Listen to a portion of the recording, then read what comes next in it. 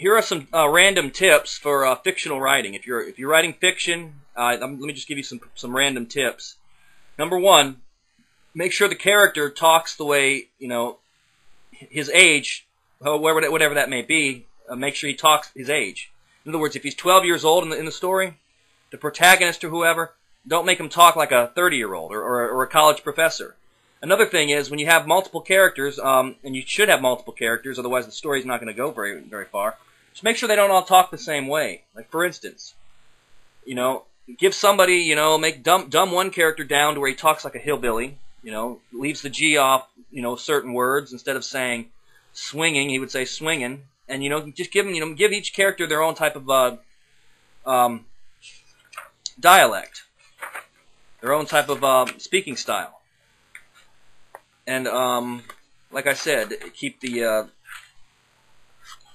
and give the characters, actually give them a lot of different traits. Let me go over a list of different things. Give each character, certain faults, certain skills, certain biases, certain accents, certain quirks. Make sure your characters actually have character. Otherwise, the reader is not going to, may not stick with it. But my point is, we need to, if you're writing any type of fictional book, we need to make sure the book's very intriguing. And I've noticed that if it's not intriguing, don't write it, and then stick with, and don't even put any added extra detail if there's no intrigue. Okay, so let me go down this list I have. Okay, if it's not intriguing, don't write it at all. I've noticed that if you want to keep somebody interested in your book, kind of mesmerized by your writing, just make sure you're going straight into what they want to read. Don't put added detail on things that are not necessary. That's called a purple patch. When you're being very flowery, speaking with floridities, okay, and you're speaking very flowery like it's a poem. Now, there's a time and a place for a purple patch, but if you're just doing it all the time, you kind of lose the reader. So just get to the point with it, is what I'm trying to say. Now, don't do it, whenever you write, don't write longhand. Just get straight on the computer. You find yourself a word processor and write the story on the computer, and that way you can save it. And, these are just tips that I'm giving, based on experience. Be limitative when it comes to coincidences. Now, it's okay to have a coincidence in your book, but when all the book is nothing but a succession of coincidences, it's not realistic. Okay, people want something that they can they can relate to. So it's okay to put a coincidence in the book, but if you do too many, it just kind of it messes the flow up. It messes up the basically the reality or the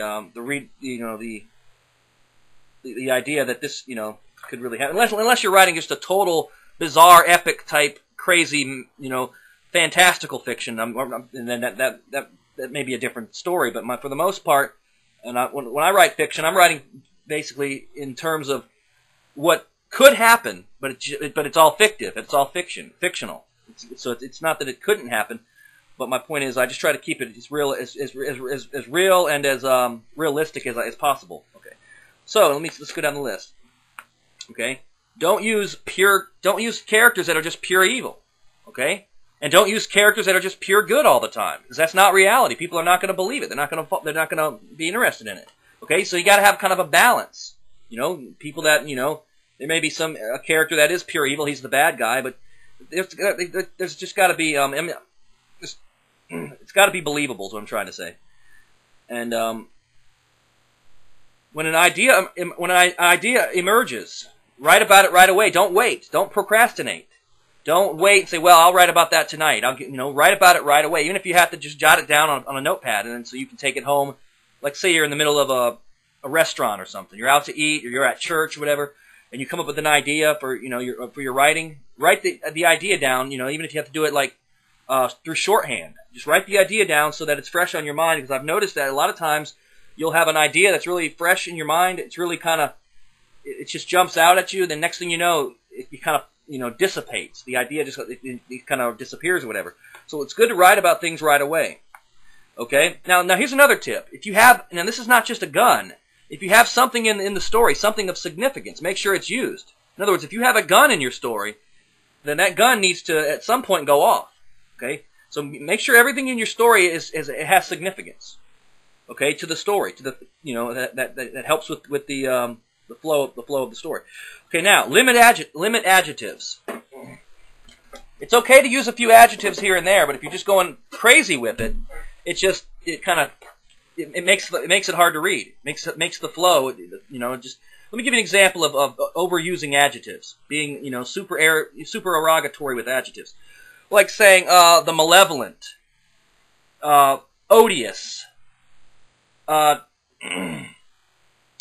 let me back up. The malevolent, odious, inimical, sinistrous dictator. It's just too much, and that's redundant, and that's also tautological. So it's okay to use an adjective here and there, but just don't get carried away with it. If you get too carried away with it, it just people are like, oh, whatever, and then you lose what's going on. Okay.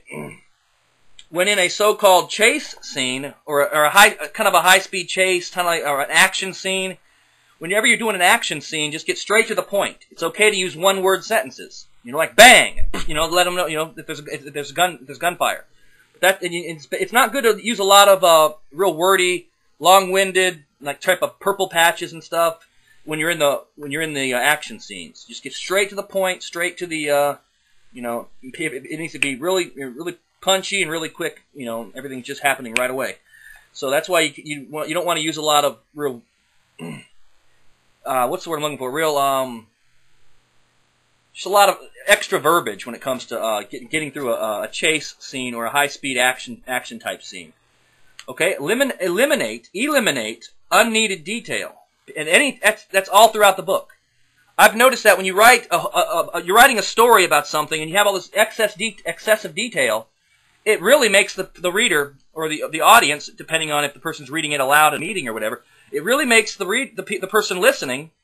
In the case of a book, the reader. In the case of person listening to your story, like maybe you're telling it to children or whatever. If you're using all this extra detail, you're talking about how the lady's cat jumped over the card table and landed on the box of craft sticks, and then all this, and then just giving all this detail that nobody cares about that stuff. It's not even important. I like to just get straight to the point. Tell them exactly what they need to hear in terms of the story. I like to, when you give the example of I did my story Lindley. Lindley's being stalked by this crazy madman in the flea market, and so all I did was I stayed focused on what's going on. And I didn't try to lose people with all this extra excessive detail, extraneous detail. Okay, let's talk about Lindley. Okay, she's 9 years old or whatever. She's 11, whatever age you want to give her. And she likes to hula hoop, and her best friends are blah blah blah blah blah, and then name 5 names, whatever. And no, you don't need to go over all that stuff. Now, here's another point. Whenever you're describing a character, giving them certain types of traits, do it progressively. Do it piecemeal. Don't do it all at once. Let your reader discover on their own, different things about the character. You don't have to write an entire, character profile paragraph all in right away. You're just telling them all about the character. Let them know. It's good to start out with the character's age, the character's name, and if there's some other significant thing about the character, you could add that in. Like if you're writing a story about a giant, somebody who's got literally giantism, he's got what's that? Or if the character's got like acromegaly, where the growth hormone disorder, where it just becomes like a giant, and it's good to point that out right away. But see that the key is to let your reader develop in his own mind what your character looks like. Okay, if you tell him right up front, he's got long hair, really big muscles, and tattoos all over him of demonic, occultic things or whatever. They're just going to know right away. But see, let the reader develop their own opinion of what the character looks like or whatever. Okay. Move on to my tips. Okay. Now, one of the secrets to writing a fictional book is just writing the book, get the manuscript already written out, and then go back and then just keep embellishing it, keep expurgating it, make changes, make sure it flows, make sure it's understandable. If you want to use real fancy words, you can do it every once in a blue moon if you let people know what it means with context clues. But it's not really very advantageous to use fancy words all the time because you're just going to lose the reader. People just don't get it. So try to speak at the average reading, the average, I guess college, I wouldn't even say college, maybe 10th grade level maybe. Okay, now here's some proofreading aids, okay. There are passive words to reconsider for action when appropriate. Like, for instance, when you use the words was, were, and had, this and these, which, when, how, here, that, instead of putting he got hit by a truck, put a truck hit him. See, that it relays what you're trying to say with more, succinctness, with brevity. Okay, now here's basic words to watch for in sentences, or that cause the sentence to dangle. Now, whenever you're using words like suddenly, or then they, you can just leave all that stuff out, because people don't need to know that suddenly they went over to the restaurant, and then they came over for lunch. When you tell them they came over for lunch, you're conveying the message that's implicit with the words suddenly and the word and then, or the words and then. So you can eliminate stuff like that. If anything that's going to cause the writing to be, clumsy, it's going to cause people to, just kind of, there's too much worded. It's worded just too heavily, and it just causes the flow to kind of wane away. So, or to just kind of, to lose its flow, basically. So we need to look for words like, just words that just don't need to be there. Like, for instance, instead of saying, they went wandering, just put they wandered. Okay? Now, whenever you're using, when a person's talking in dialogue, it's good to take a break from dialogue every once in a while, just like, for instance, two people are talking back, they have their bantering back and forth, and then all of a sudden one of the person drops their keys, and then it kind of allows people to have, some just a breather, basically a breather, so because a lot of times dialogue just goes pretty fast. One person asking a question, then another person answering, and they're just going back and forth with it. Now, whenever you're talking about a person saying something, for instance, just put so-and-so said, whatever the character's name is, said. You don't have to put he declared or he announced. I mean, every now and then that's needed, but it's better to just put he said. Now, if you want to express put some type of adjective in how a person said something, it's better to put, instead of Lucy, hypothetical example, Lucy said yelling. Just put Lucy yelled. Okay?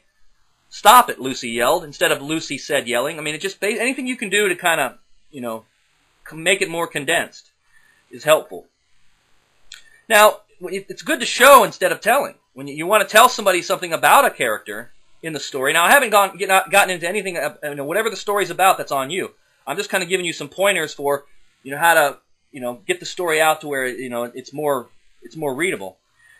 So it's good to show and not tell. Like, for example, he was sick, or he was feverish.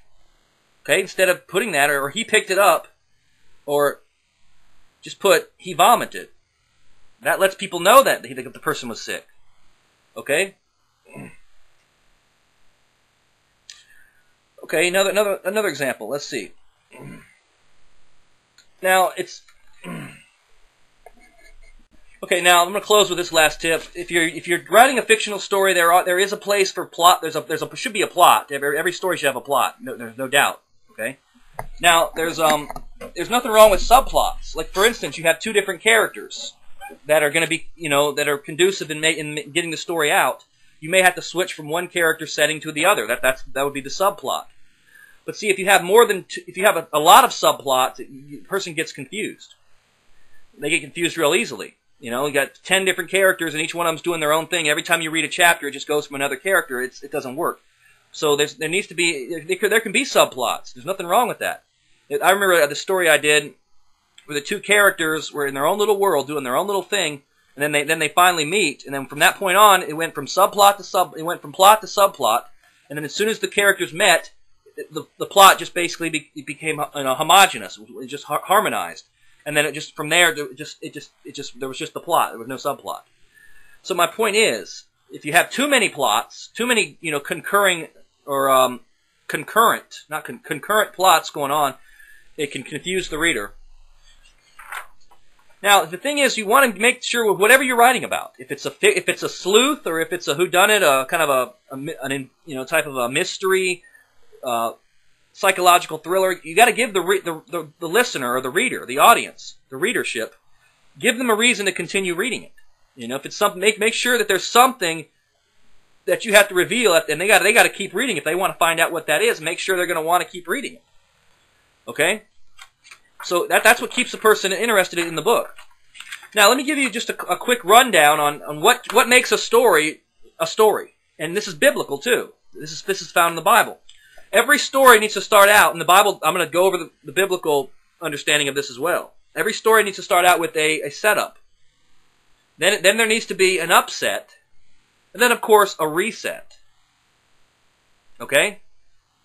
Okay. Now, let me, I don't know if I said that right. Let me back it up. A setup, an upset, and a reset. That's absolutely correct. Now let me relate that to the Bible.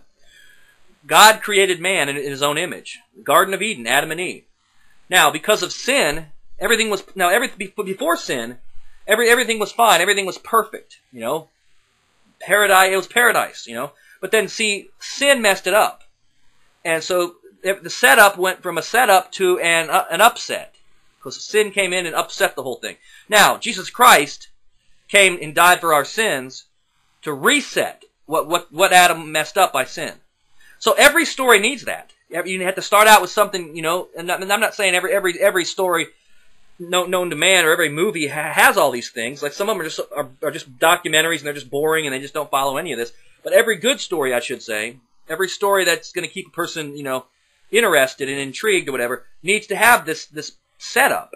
Everything starts out great. Then all of a sudden there's an upset. And then the upset it necessitates naturally the reset. Like, think about a good story. You know, you got like, let's take, let me just give you an example of a story. You got a man who's, he's got a family, and everything's just going smooth, and he works on a farm or whatever. Then all of a sudden somebody comes in and kidnaps all his kids and his wife. That would be the upset. Now, the reset is he gets them back. But see, you're gonna have to give detail on how all this happens. You know, it starts off, everything's placid and utopian, and then life is just so smooth. It's like Mary Poppins and Pollyannish. And then all of a sudden, the antagonist, the bad guy, comes in and just messes everything up. Now, the person's going to want to know how. So that now the main character, the hero, the father, whoever, he's got to get the family back.